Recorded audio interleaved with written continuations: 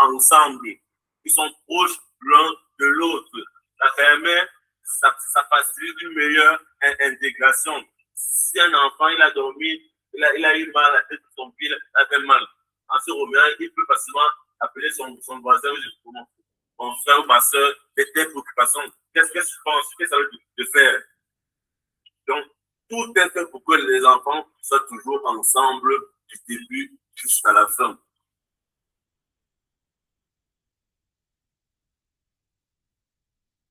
Et l'assistance que nous offrons également de l'apprenant, c'est avant, pendant et tout au long du cursus académique de l'apprenant.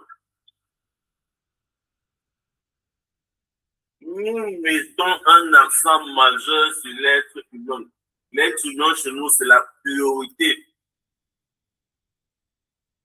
Nos lauréats sont comme nos enfants, sont comme nos petits frères, nos petites sœurs. On les encadre comme si c'était des nôtres, comme si nous partageons des liens de familiarité, des liens de sang. Sans notre particularité. Et parfois, le parent se retrouve dans pleine préoccupation. Et nous, on a déjà trouvé la solution. Ou en gros, son prochain arrive, il a déjà trouvé la solution. Et si, quand nous intervenons, l'intervention se fait de manière proactive. Parce que le parent ne doit pas s'inquiéter. Le parent ne doit pas réfléchir. Le parent ne doit pas se poser les questions. Et nous ne jouons pas avec nos images. J'ai à côté de moi un docteur en pharmacie. Et il ne va pas s'amuser surtout en train de faire des choses pas claires. Parce qu'il veut perdre son travail, il veut perdre sa qualification. Il veut perdre son matricule.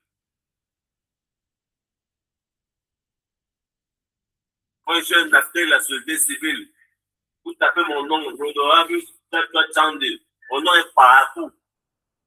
C'est pas ça que quelqu'un qui ne me connaît pas. Tout le monde, mon nom est partout. Il suffit de dire souvent, il suffit de faire une mauvaise polémique négative qui est collée à mon image, c'est fini. Je serai bloqué partout. Je serai fiché. Nous voyageons aussi. On a intérêt à avoir cette image. Parce que elle déroule à des renseignements, des informations sur toutes les personnes, sur toutes les organisations qui accompagnent les jeunes pour tous les projets d'immigration, pour les projets d'études. C'est tout ça notre particularité. Aujourd'hui, beaucoup disent au Canada, Allemagne, France.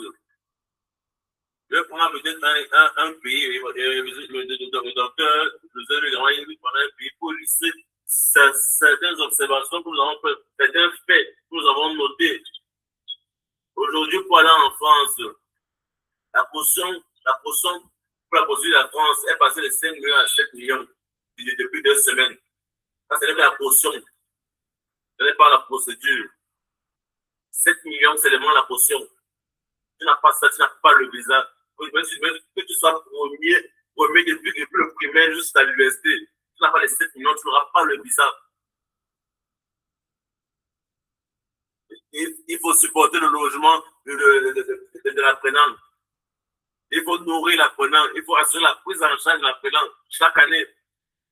La scolarité, même pour que l'enfant ait le visa, il faudrait que l'enfant ait une lettre d'admission d'une très grande école et que l'enfant ait payé une avance de scolarité pour que l'ambassade ait le visa.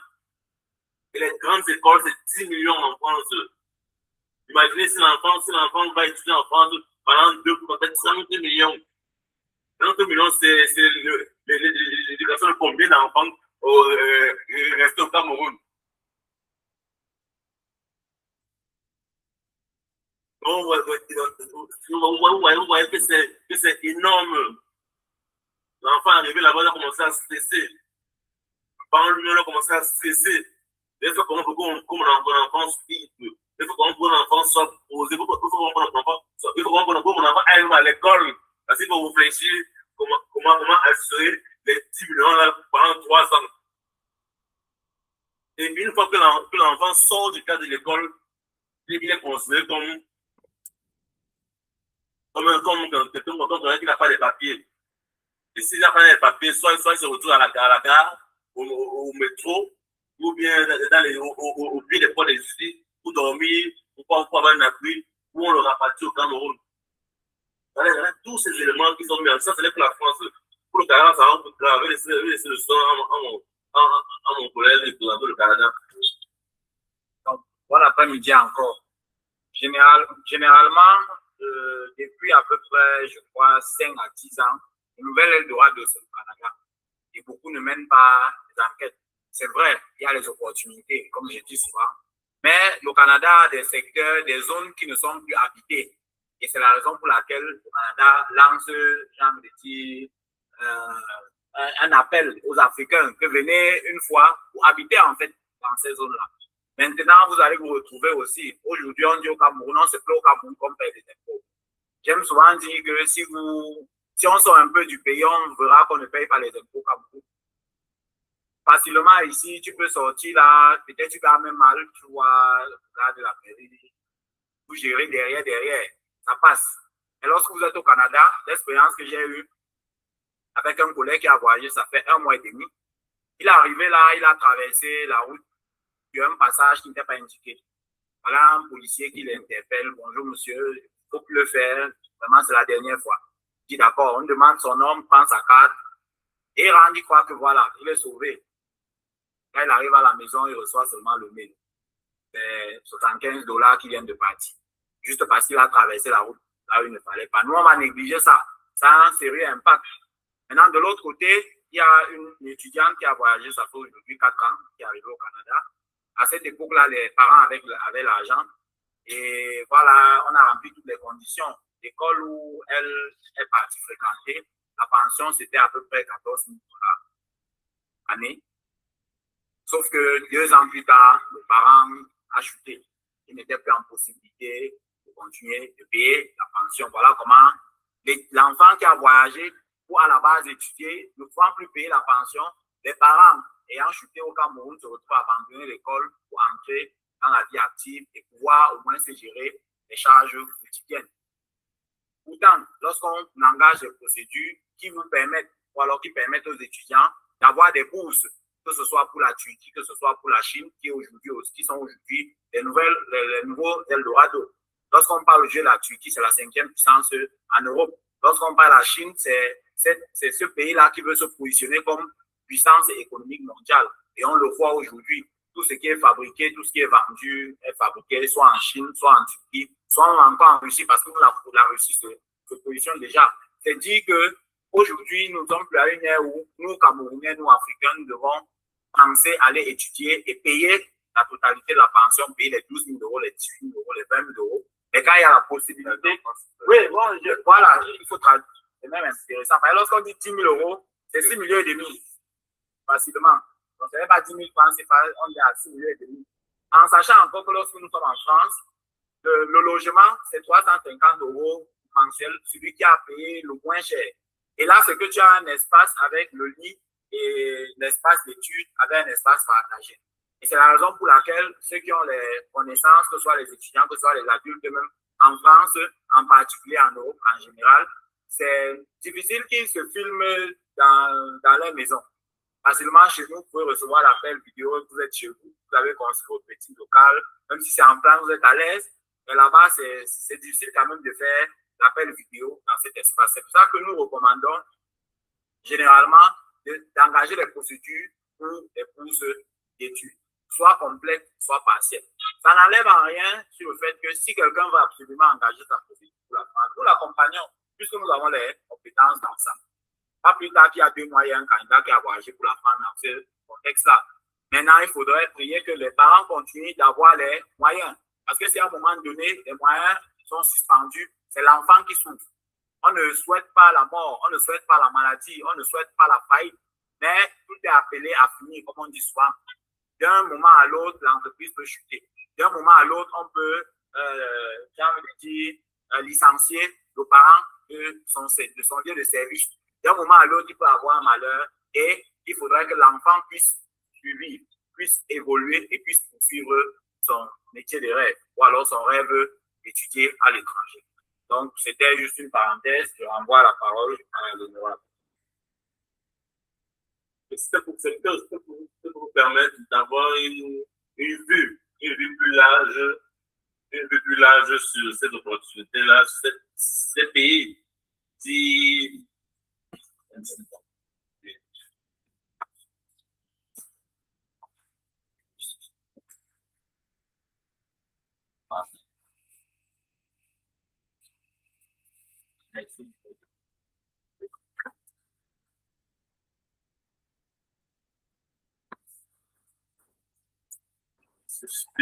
Ces pays, parce que beaucoup ne connaissent pas les réalités. Nous connaissons ces réalités-là et nous, on se doit de les partager avec vous. Et nous, on se doit de les partager avec vous. Par exemple, pour laquelle nous prenons à chaque fois le soin de revenir sur cet élément-là afin que vous puissiez mesurer l'opportunité qui est présentée, mesurer ou apprécier, davantage apprécier l'opportunité qui est présentée à vous, à vos enfants. Et notre devoir de vous accompagner dans ce sens afin que ça se concrétise. Parce que c'est notre mission, c'est notre appel. On aime bien le dire.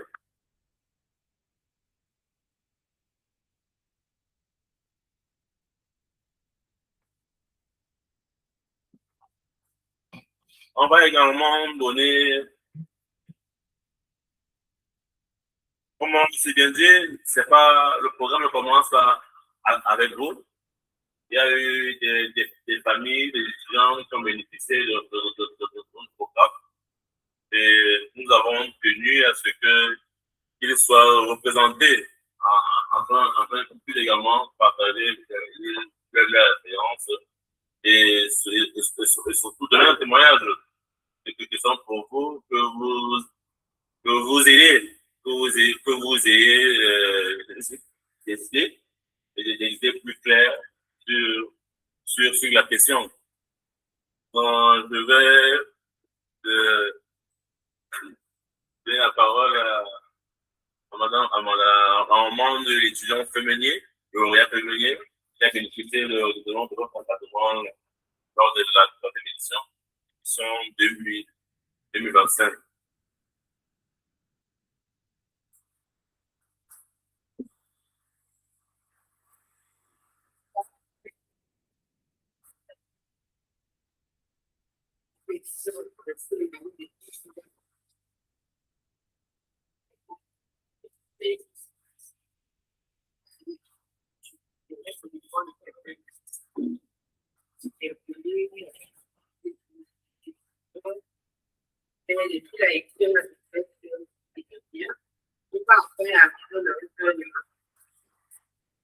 Déjà, c'est tout la plus sur le point, il y avait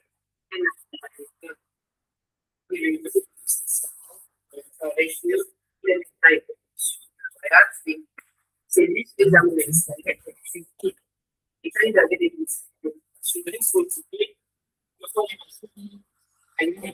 et par là, c'était c'était conseillé aussi c'était avant qui ont arrivé parmi lesquels il y a deux personnes.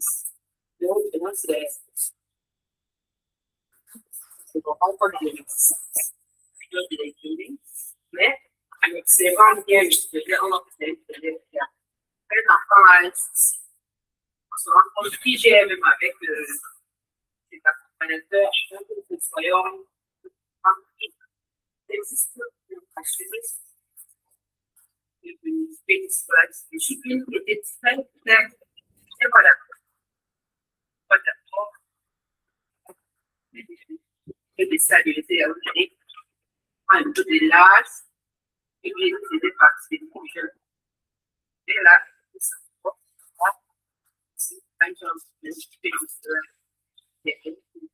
et donc, si un parent veut se lancer, on a souvent des développements, les développements qui sont achetés. Ça montre Ok, nous allons passer la parole à mon élève. Il est côté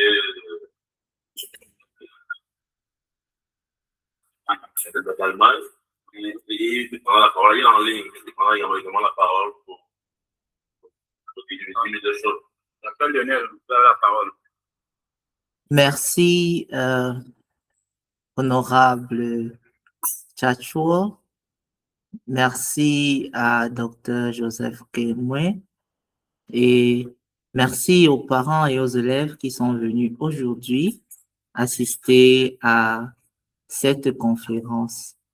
Déjà, je tiens à tirer un coup de chapeau à l'honorable Tchatchoua pour cette mobilisation et aussi pour le travail abattu sur le terrain. Alors, je me présente, je suis Lionel Fosso, je suis docteur, pas dans le domaine de la médecine, mais à la base, je suis un ingénieur formé au Cameroun qui a eu l'opportunité d'aller en Turquie avec un programme de bourse qui était le programme de bourse du gouvernement de Turquie. Et avec le nombre d'années passées en Turquie, les opportunités qui se présentent aux étudiants internationaux en Turquie ont été partagées avec un nombre très important de Camerounais. Et le travail que l'honorable Tchatchoua fait sur le terrain est un travail à vraiment féliciter, c'est-à-dire le partage de la bonne information et surtout l'accompagnement et l'encadrement des familles des élèves qui veulent étudier en Turquie. Comme le docteur Tchatchoua l'a dit, la Turquie est un pays de l'espace académique européen. Docteur Lionel. Oui. Oui, s'il vous plaît, patientez un instant, le temps que le baffle arrive. Ah, donc quand je parle, les étudiants ne Parce comprennent pas. que tout le monde ne suit pas. Ah, ok. Pourquoi est-ce que un instant, le baffle arrive, on installe. D'accord, docteur.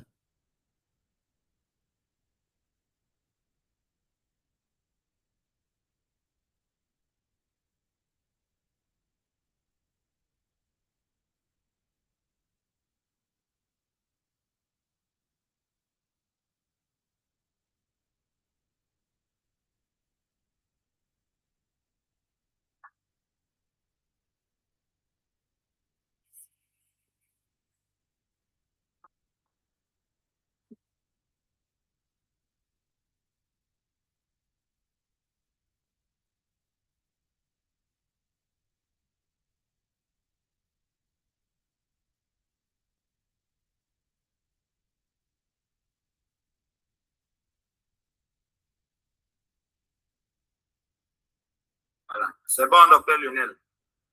Alors, merci, docteur Joseph. Merci encore une fois de plus au docteur Tchatchoua, dont j'ai fait les éloges tout à l'heure. Je ne sais pas si les étudiants l'ont suivi. Je disais que le travail que le docteur Tchatchoua abat sur le terrain, l'honorable Tchatchoua abat sur le terrain, est un travail à féliciter et surtout à encourager, c'est-à-dire le partage de la bonne information au grand public. Et cette information est capitale, non seulement pour éveiller les consciences des élèves et des parents d'élèves sur les destinations d'études attractives et qui peuvent donner des conditions assez satisfaisantes pour les études, mais aussi pour les élèves qui aimeraient avoir des pays où ils peuvent étudier à moindre coût. Et la Turquie est une destination très, très abordable par rapport aux autres pays dont les gens ont toujours tendance à solliciter. Donc, je tiens déjà à encourager l'initiative de JPJ Scholarship qui sélectionne les meilleurs élèves au Cameroun et les accompagne dans leur démarche pour étudier à l'étranger. Et la Turquie est un pays de choix, est un pays qui donne des conditions d'études assez valorisantes sur le plan international. Et également, la Turquie est un pays qui a des opportunités d'échange Erasmus dont a parlé l'honorable Tchatchouan.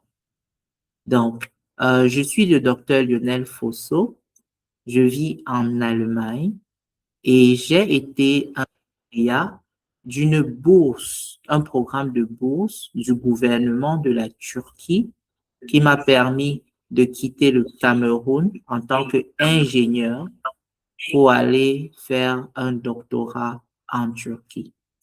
Et à travers ma présence en Turquie, nous avons pu donner la bonne information et surtout partager les informations utiles à plus de 200 étudiants à ce jour qui ont quitté le Cameroun pour la Turquie.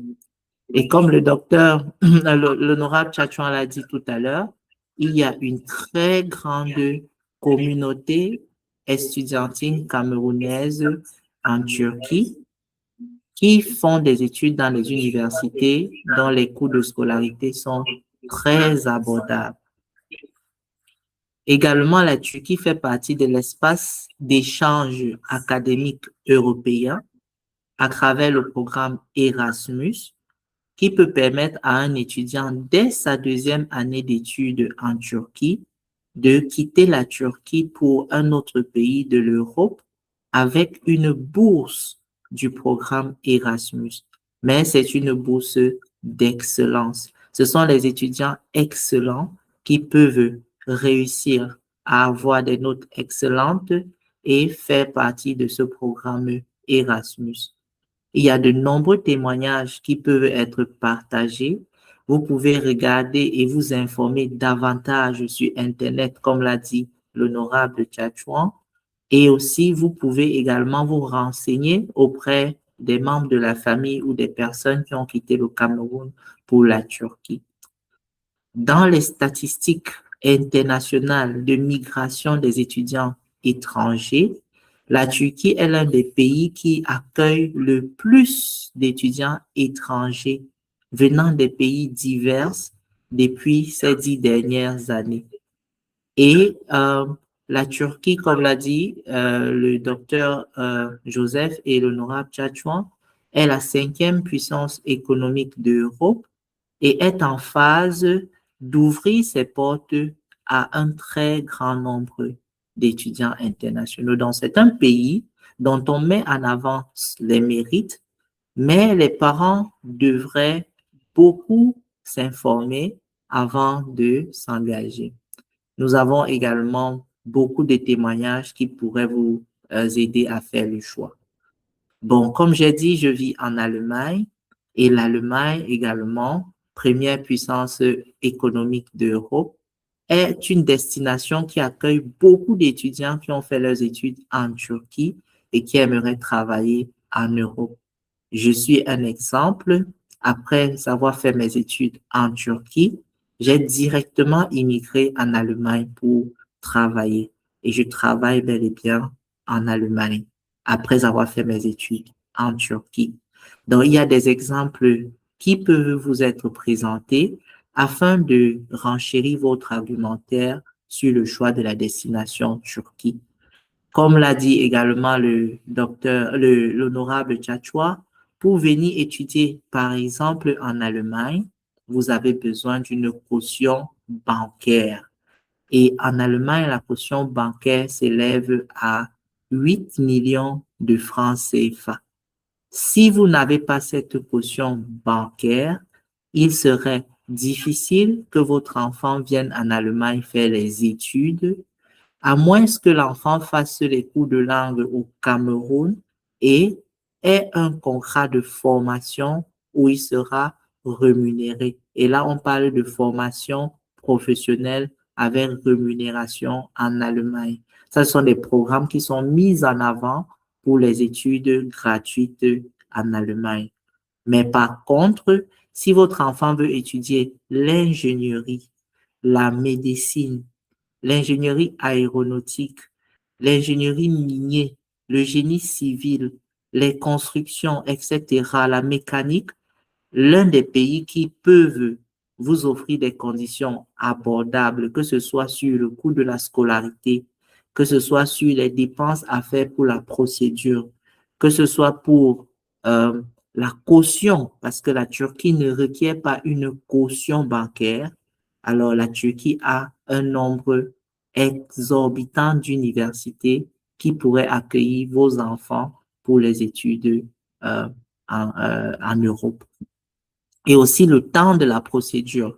Par exemple, si vous voulez envoyer votre enfant en Allemagne, une condition sine qua non, c'est qu'il apprenne l'allemand au Cameroun, qu'il atteigne au moins le niveau B2 et même parfois le niveau C1 afin d'avoir une admission dans une université et que vous puissiez préparer la caution bancaire pour justifier de sa prise en charge. Et cela prend du temps, généralement minimum 1 an au Cameroun ou bien parfois même 2 ans, car il faut passer les tests de langue.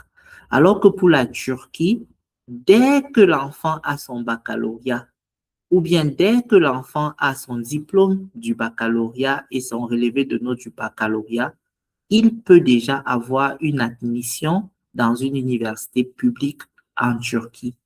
Et dès qu'il a l'admission, les délais d'obtention d'admission sont très courts, 2 semaines ou 1 semaine, maximum 3 semaines. Il a cette lettre d'admission et d'invitation à demander un visa.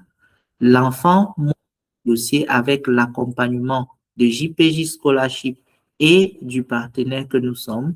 Il va déposer sa demande de visa à l'ambassade et 1 mois après avoir déposé sa demande de visa, il obtient son visa et il est prêt à voyager. Donc, en termes de délai, la Turquie offre également des conditions très favorables puisque l'enfant peut voyager immédiatement après avoir obtenu son diplôme. Par contre, si c'est pour venir en Allemagne, il y a une démarche qui consomme beaucoup de temps et également de l'argent parce que les cours de langue au Cameroun ne sont pas gratuits. Si c'est pour la France, comme l'a dit l'honorable Tchatchoua, après avoir obtenu le diplôme du baccalauréat, les étudiants doivent d'abord passer par Campus France, obtenir une admission, mais vous devez préparer une caution bancaire qui est de l'ordre de 7 millions de francs CFA.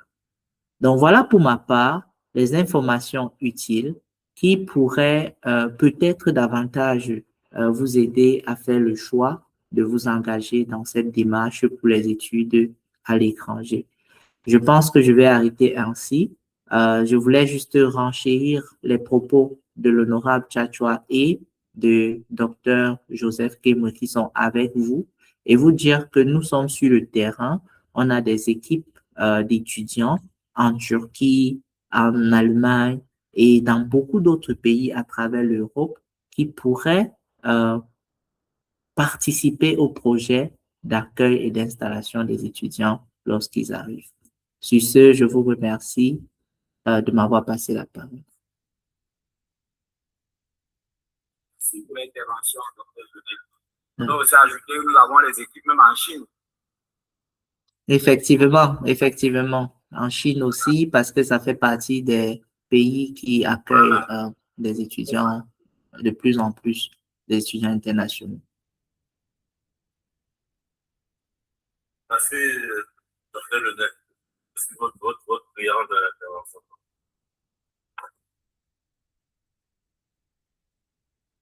Maintenant, on me retourne la parole à une question.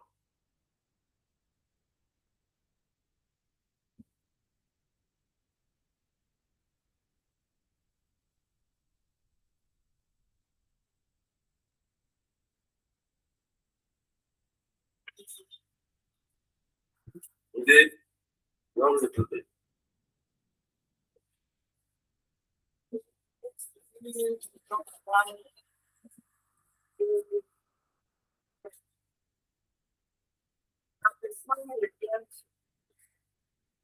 À partir du moment où l'étudiant il a écouté la dame,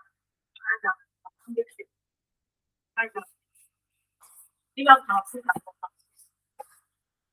Est-ce que maintenant, on fait le 1 an de formation? Il faut quitter pour aller, quitter maintenant pour aller dans un pays. En ce moment, il a déjà étudié la langue. Maintenant, il commence sa formation. C'est une question plus là pour aller dans un autre pays, et non dans le point. Il va falloir qu'il arrive à la il reprend la langue.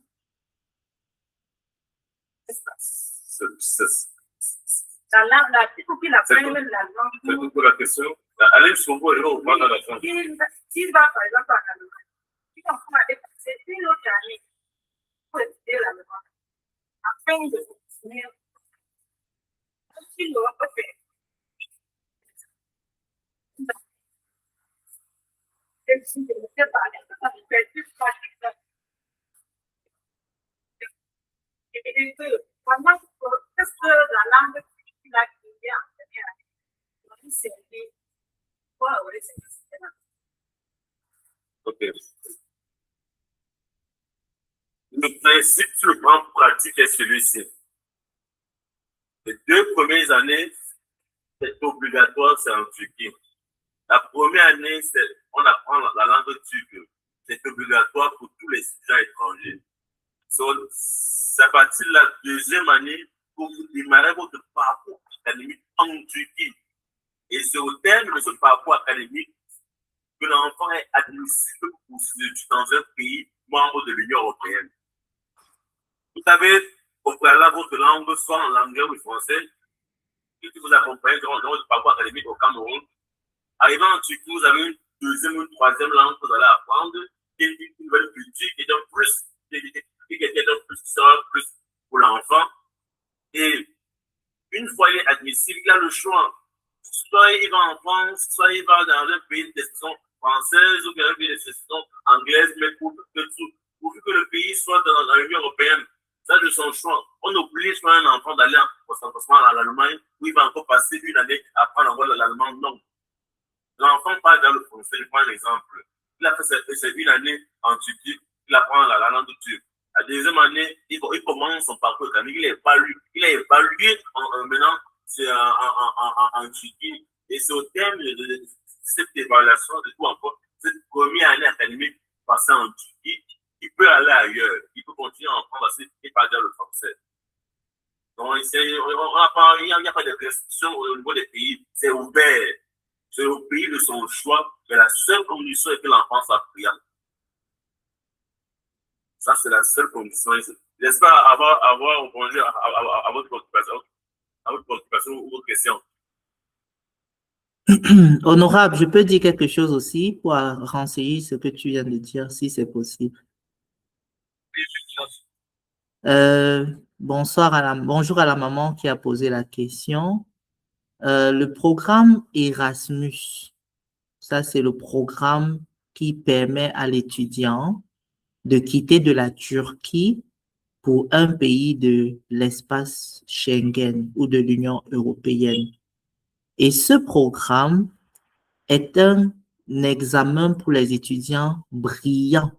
C'est-à-dire, si l'enfant arrive en Turquie et qu'à la fin du premier semestre, c'est-à-dire après avoir fini son année de langue, il commence ses études universitaires et au premier semestre de son année universitaire, il a au moins ce 2,4 sur 4, c'est-à-dire environ 12,5 ou 13 de moyenne sur 20. Il est éligible à faire l'examen de langue pour choisir un pays Erasmus. Et l'examen de langue Erasmus est un examen d'anglais qui lui permet d'être choisi parmi les meilleurs élèves de son université pour participer à ce programme Erasmus. Et le programme Erasmus est un programme en anglais.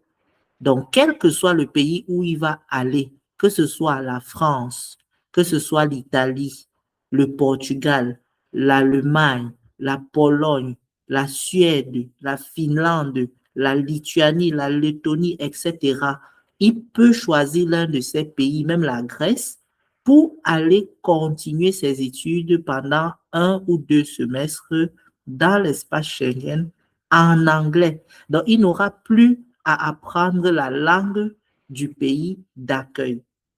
Comme Honorable Tchatchoua l'a dit, si il choisit la France comme étant le pays d'accueil pour son programme Erasmus, alors il ira étudier en français.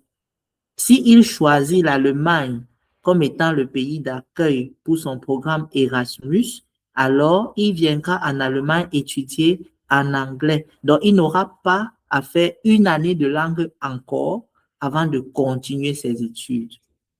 Maintenant, l'avantage qu'il aura, c'est que sur le terrain, dans le pays d'accueil de son programme Erasmus, il peut décider de s'inscrire à l'université pour continuer tout son programme et de rester comme étudiant à plein temps de ce pays-là. Et si son choix a été porté sur la France, nous sommes d'accord qu'il n'aura pas à étudier le français avant de continuer à étudier en France parce qu'il est camerounais. Nous sommes d'accord que s'il a choisi, l'Angleterre fait partie de ces pays Erasmus, donc s'il choisit l'Angleterre, il va étudier en anglais. S'il choisit le Portugal, l'Italie, l'Allemagne ou d'autres pays qui ne parlent pas le français ou l'anglais, il peut être contraint pour continuer ses études, soit de choisir de faire ses études en anglais jusqu'à la fin, soit de choisir d'apprendre la langue du pays d'accueil et de continuer ses études dans la langue du pays d'accueil. Mais la plupart des élèves qui ont fait ce programme continuent leur programme d'études en anglais. Ça, c'était pour donner une réponse complémentaire à la question de la dame. Merci.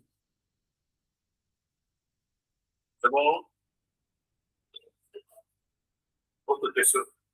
Merci, docteur Lionel.